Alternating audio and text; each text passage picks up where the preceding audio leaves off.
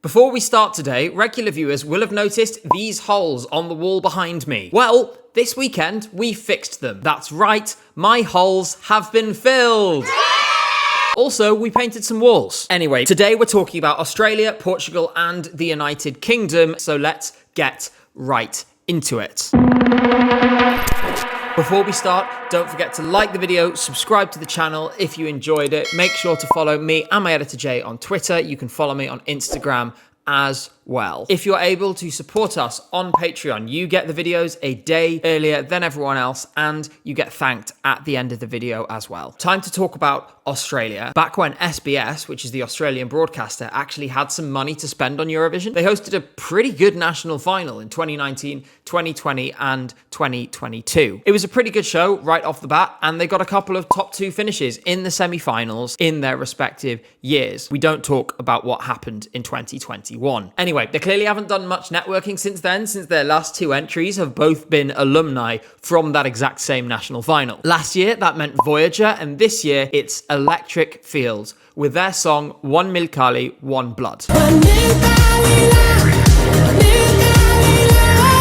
Much like Voyager before them, Electric Fields were a fan favourite when they participated in Australia Decides, but weren't successful. It makes sense that of the artists who previously participated, it's them and Voyager who got invited back. Incidentally, Shepherd, who also participated in Australia Decides, tried to submit a song this year, but obviously were unsuccessful. Unfortunately, it seems that SBS were unable to fund a music video this year because the music video for One Milkali consists of the 2 members of Electric Fields staring at us for 3 minutes. As for their song, it's helpful to understand the background of the band in order to understand what is influencing it. Electric Fields is made up of Michael Ross and Zachariah Fielding. Zachariah grew up in an Aboriginal community in southern Australia. As a result, he is one of only a few thousand people who speak the Yankunichachara language. Because of that, in addition to the synth pop influences in their music, you can hear Aboriginal influences too, such as the use of the didgeridoo. Personally, I've always had a soft spot for the didgeridoo, so that ticks a box for me right there. It also will not be surprising for you to hear that this is the first and only time we have heard the Yankunichachara language at Eurovision. The point of this is to say that that fusion of synth pop and Aboriginal music, that is what they do. With this in mind, before I tell you what I think of the song, there is a slight detour I want to take, because part of me is reminded of how some people, not everyone, reacted when Django McCroy released his entry in 2021, Birth of a New Age. Django, like Electric Fields, was from a minority community within his country, and he sung in a minority language, Sranan Tongo. His song was a celebration of his heritage, again, much in the way that One Milkali is. What I'm worried about is that people will do the same thing with One Milkali that they did with Birth of a New Age. There was a section in the chorus of Birth of a New Age where it sounded kind of like he was saying the word broccoli. As a result, people made all kinds of insensitive, derogatory comments about the song online. Hopefully, people will not fix onto the word milk in the word milkali in the same way and treat this with a little bit more respect. I am just conscious of the fact that there is a patronizing attitude sometimes in Eurovision towards minority languages that do not come from a European country. To finish this point on a positive note, let's just make sure that things like this, songs like this, are not a punchline, but rather seen in the way they're meant to be seen, which is a celebration of the cultures from which they come. All that aside, let's talk about the song itself. As I said, it is a fusion between synth pop and Aboriginal music. When it gets going, I do really enjoy this, but my main problem is that it takes about 45 seconds to get there. It kind of feels at the start of this song like it's spluttering a little bit, like it's struggling to get going. You start with a strong beginning with Zachariah's vocals before a didgeridoo kicks in, only for it to cut out moments later. And as a result, just when you feel like the song's about to build up, it pulls back again and leaves you wanting more, not necessarily in a good way. You wait another 30 seconds to get what is only really a partial payoff from that moment. Last week, I talked about Italy and I talked about Angelina Mango and how sometimes holding back, not giving everything immediately, can pay off in the long run if it is satisfying enough by the time you get to the end. I don't think the same effect happens here, and I'm going to explain why. That prominent feature of the didgeridoo that we see right at the start then drops away, and while you can hear it in the backdrop throughout the song at various points, it doesn't gain that level of prominence, that level of power again, until more than than 2 minutes in. The didgeridoo fills out the lower register of the song so well, and in my opinion, would make it a much stronger package if it was featured more heavily. So it's a shame from my point of view that that didn't happen. My worry at the moment is that this, combined with the song kind of having a false start, means that people might disengage before the song has an opportunity to grab them. I've listened to this a whole bunch of times preparing this video, and I really enjoy it. I just worry that the watching audiences are not going to have the time to warm to it that I've had. There is still time to address this, and I do hope they take the opportunity to do that, because they're going into a semi-final that is going to be an absolute bloodbath. And that brings us on to Australia's chances this year in that semi-final, and unfortunately, based on what I've just said, you won't be surprised to know, at the moment, I'm not very optimistic. Unfortunately for Australia, semi-final 1 at Eurovision this year is hugely competitive. It is filled with unique and special songs that stand out from the first moment you listen to them. To survive this semi, you have to bring your A game. You need something that is going to grab the audience from moment 1 and is not going to give them the opportunity to switch off. At the moment, this just doesn't feel like it's doing that, and that is a shame, because I really love Electric Fields and the music that they make. I'd have a little more confidence if we still had juries in the semi-final, but in an all-televote model, you have to demand attention. This doesn't do that. As a result, I think the chances are very slim. The only asterisk I want to put on this is that we have not yet seen Electric Fields perform this song live. Everything could change. Maybe they have a shock for us in the staging, but unless we get something big, I don't think it's going to be a qualification for Australia this year. Next up, we're talking about Portugal, and that means talking about Festival de Canção. In the very first video I made on this channel, I said that while I liked the show, I struggled a little bit to engage with it because the music wasn't quite to my taste. I really respect how identifiably Portuguese the songs are. I really respect that almost every song in this show, bar 2, was sung in Portuguese as well. That said,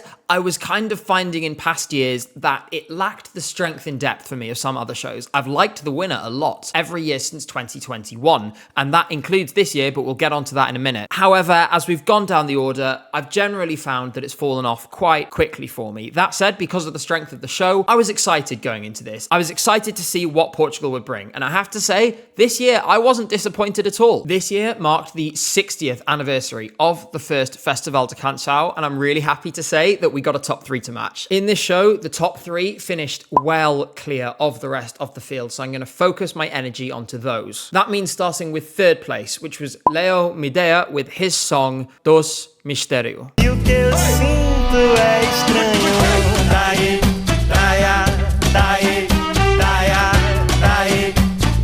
Leo is originally from Brazil. He moved to Portugal in 2017, and his song is actually the first song sung in the Brazilian Portuguese dialect to make it to the final since that year. You can definitely hear the Brazilian influences on this song as well. Without meaning to lean into stereotypes too much, this is the kind of song where I can picture myself lying on a beach in Brazil, listening to it, drinking a caipirinha, all the rest. It's underpinned by a bossa nova style rhythm, and Leo's vocals are super smooth and easy to listen to. For those of you who hear the words bossa nova and don't know what I mean by that, you've definitely heard the rhythm, so don't worry. The place where it is most clear in Leo's song is this section.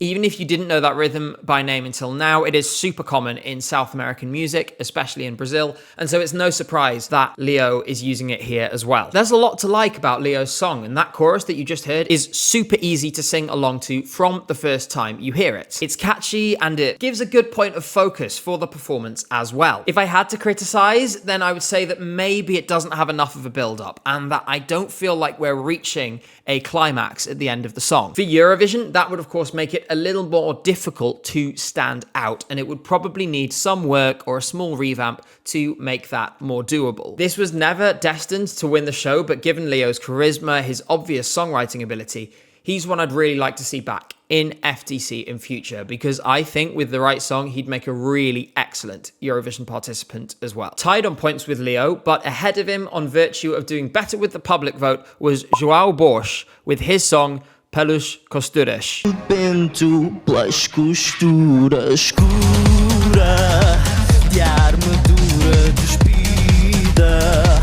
For those of you who watch national finals every year, that staging is immediately going to remind you of Agone from Benidorm Fest last year. The song is kind of in a similar vein as well, but with a little bit more of a twist to it. It's got the similar kind of vocal effect, but it's more of a kind of slightly zanier, slightly rockier cousin to Quiero Arder than something that is totally similar to it. What this is missing that Agone had was an intensity and a progression that felt like it made sense and was consistent throughout the song. For me, the reason for this is that this song has one big weakness, and that is the chorus. The song builds and it builds, and you get ready for something big only for it to fall flat when it gets there, and that was a little disappointing for me. It's a pity, especially because there's this little guitar riff at the start of the bridge that shows you where we could have gone but didn't. It's like we see the missed opportunity flash before our eyes, and then it's gone as quickly as it arrived. If the opportunity had been taken to take that little moment and turn it into a drop of some description and then use that as the chorus, I think it would have made this song much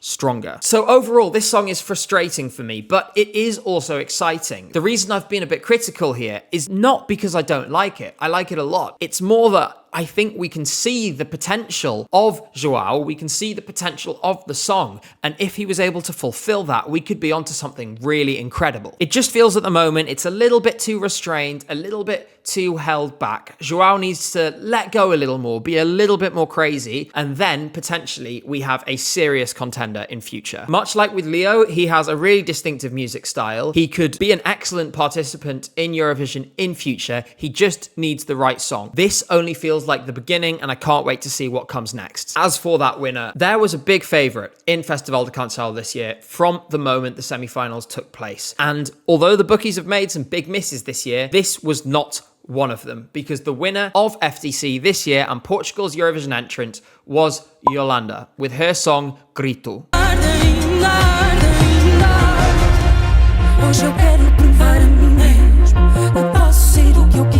If you watched my video 2 weeks ago where I talked about Zorya and her song Lik u Ogledadul, which was in the Serbian national final, you'll know that I lose it when I hear a good voice. And it was the same here, because I think Yolanda's vocals are absolutely incredible. The highlight of this performance is the old-fashioned Eurovision big note.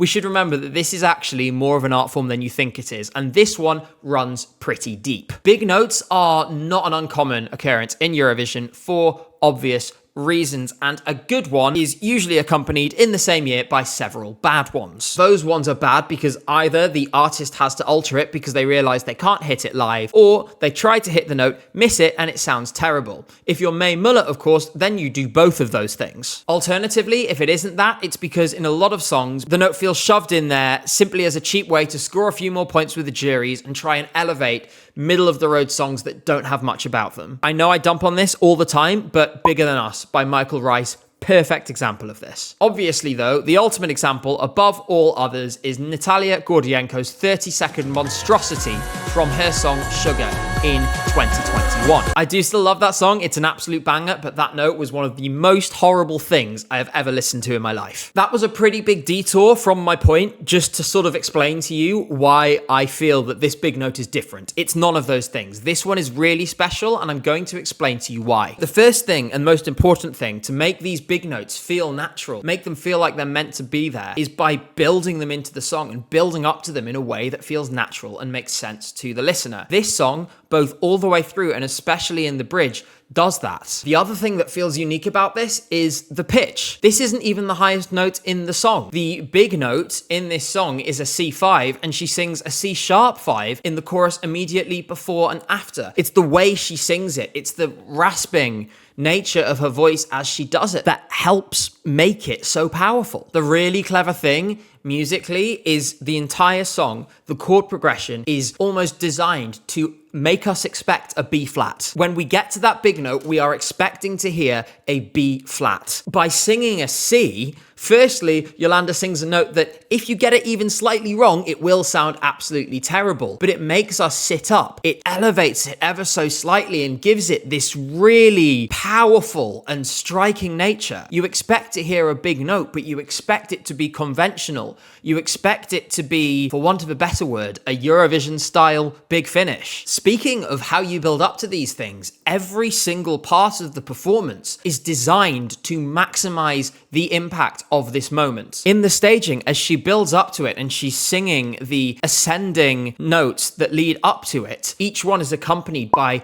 a flashing camera shot from a different angle of Yolanda and her dancers. And then, and it is genuinely unusual to say this in Eurovision, to emphasize it to maximum effect, the Portuguese delegation have used a camera effect that I've never seen used in this way before. As she hits the note, the aspect ratio of the camera changes. It narrows to a 1-to-1 ratio. This is a weird trick and it's risky, but it really, really works in this instance. It focuses us in on Yolanda by constricting the viewable space to just her and nothing else. From this point on, for the rest of the performance, you do not see the dancers. The aspect ratio shrinking marks their departure. The incredible thing was, when I initially started researching this, I kind of was not seeing the wood for the trees because I was so focused on this big note. I didn't actually notice the bigger picture, which is this aspect ratio change marks an episodic shift in the song, and it isn't the only one. I think this song is broken up into 3 episodes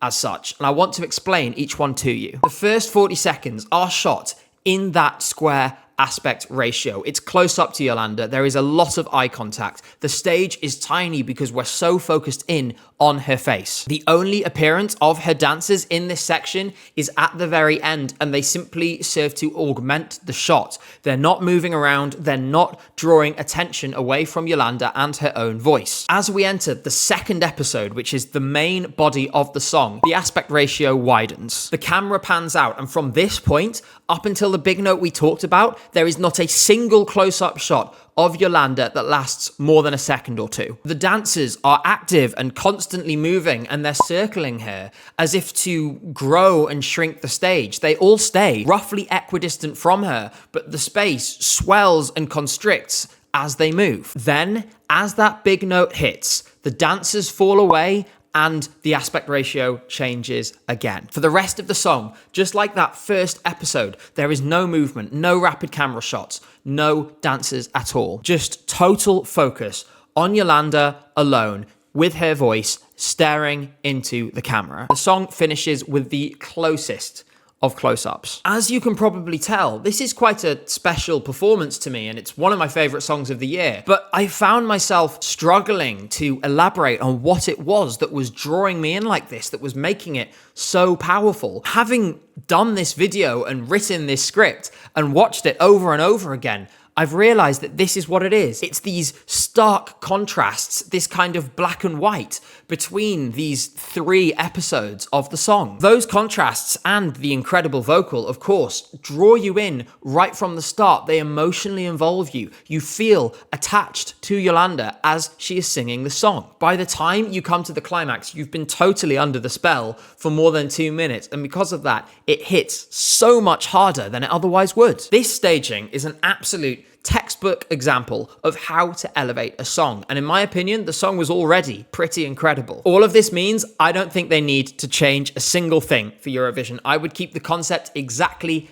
as it is. Adapt it for the Malmo stage, do that, but do not change the core of it, because at the core of it is something really, really special. If they keep everything as it is, I'm actually pretty optimistic about this song, even though it's in that same semi-final of death as Australia is. Its most direct competition in that semi-final, Serbia, who have sent a slow ballad themselves, is performing 12 songs earlier in second place, and they have Australia before them, which, as I said, I don't think is going to pull up many trees, and immediately after is Luxembourg, which is an up-tempo pop song which isn't particularly distinctive. It will stand out from the songs surrounding it, and as a result, I do think that Portugal is going to make it to the final. Another thing that we should remember is there is a massive diaspora community in Luxembourg of Portuguese people and Portuguese-speaking people from Cape Verde and from Brazil. As a result, this song has a high chance of scoring highly with the Luxembourgish televote. If this song can score a 12 or a 10 there, it could be as far as a third of the way to qualifying. We shouldn't forget that last year, Serbia qualified for the final with barely more than 30 points. As for when we get to the final, I think some more opportunities start to open up here, and that's because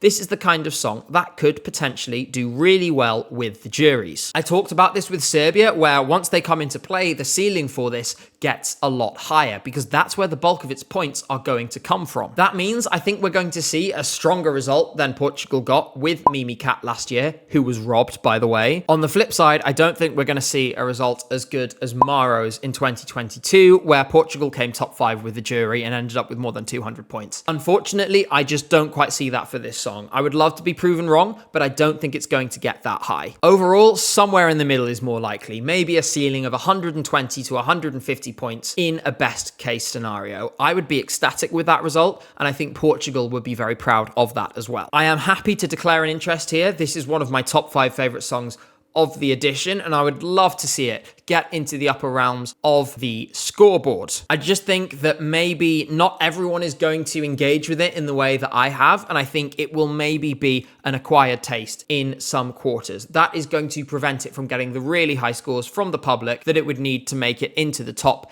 8, 5, 3 songs overall. Nevertheless, I'm going to keep enjoying this performance because I think it's absolutely incredible, and I'm really, really glad that Portugal has sent this. With that, it's time to talk about my home country, the land of questionable political decisions, Greggs and Gemma Collins. I'm claustrophobic, Darren! It's time to talk about the UK. After many years of the most incompetent, irredeemable, useless, pointless, ridiculous Eurovision entries, we're finally starting to get some things right in the last few years. It feels like we're starting to find our feet again. I mean, I don't want to get ahead of myself yet, given the result in 2023, but I think we can all agree that that song, and obviously 2022, was miles ahead of the polystyrene trumpets and Bonnie Tyler and all of the ridiculous stuff we had in between. Of course, it remains to be seen whether anyone will ever match our achievement of getting a 00 in a system that was designed to make that basically impossible. 0 points.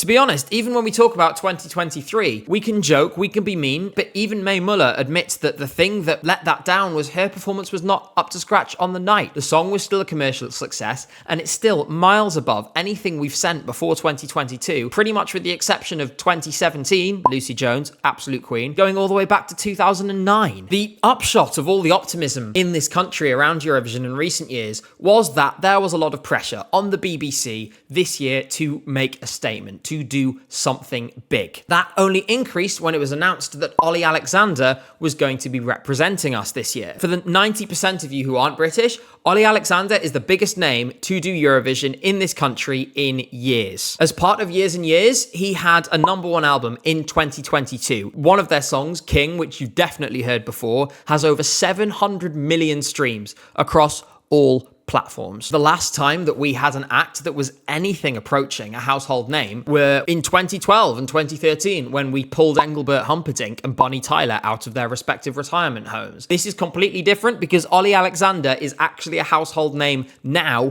and he's actually relevant now, not 40 years ago. With all of this in mind, I was actually pretty nervous coming up to the song release. Finally, the moment of truth came, and Ollie released his song Dizzy, which was also his debut release under his own name. Won't you make me dizzy from your kisses?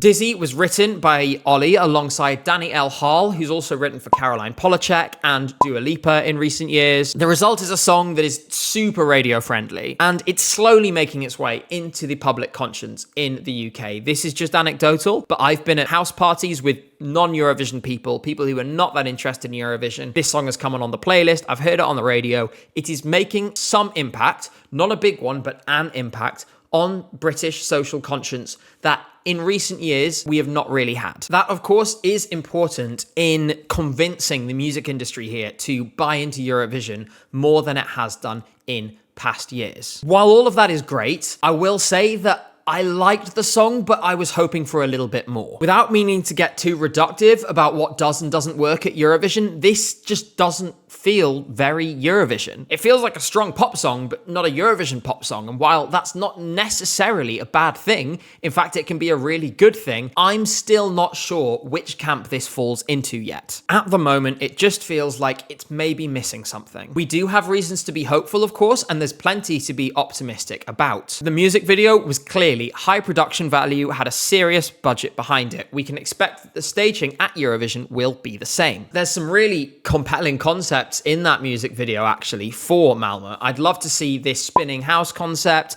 I'd love to see them maybe play with angles. I mean, the song's name is Dizzy, so it makes sense to do something that unsettles the viewer, disorients the viewer in some way. If they can execute those kinds of visual tricks, it could really elevate the performance, and we could be talking about much higher up the scoreboard. Secondly, and this could be a little bit divisive, but I actually really like the spoken word section in the bridge in this song. It has the potential to be a moment, if an understated moment, at Eurovision. We know that Ollie's a brilliant performer. He's got a strong acting background. He's been in shows like It's a Sin, which was a massive success here. Go watch that if you haven't already. And crucially, he can sing live too, and that is the biggest thing of all. All of this means he's going to be able to sell the song during the performance and hopefully give it the best chance of success. Whatever staging concept that he and his team are working towards, I'm confident that they're going to be able to execute it on the night in May. Overall, I'd say I'm actually pretty optimistic on the basis that we actually have a decent record from 2022 onwards when it comes to staging, when it comes to the creative teams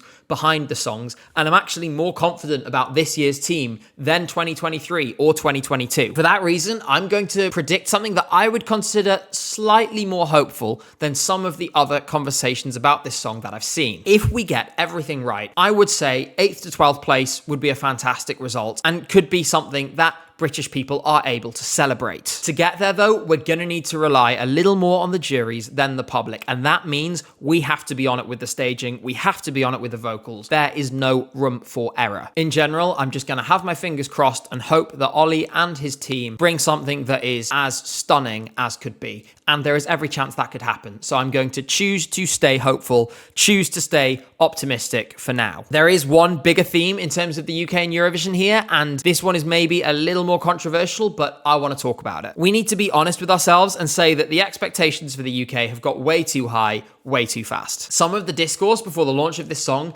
made me feel like we were talking about consistent powerhouses like Italy or Sweden, when we have to remember the UK is only just remembering how to get by in Eurovision. We do not have that track record of delivering every year like those countries do. We certainly have the musical tradition, we have the music industry that could potentially take us to that level, but the amount of integration right now between the team at the BBC and the record labels and the people who are the access points for the biggest artists in the game here, it simply doesn't exist. Those connections are not there yet, and we need to build them up if we want to see those kinds of people in Eurovision and see the UK meeting its potential. For that reason, I think the most important duty of Ollie this year is simply to show the benefits of representing the country at Eurovision. The same goes for public perception. There has been an improvement in 2022 and 2023, but we're not there yet. People are still unsure and artists are still hesitant to put themselves in the position where they could be considered an embarrassment for doing badly at Eurovision. For that reason, the most important duty of Ollie this year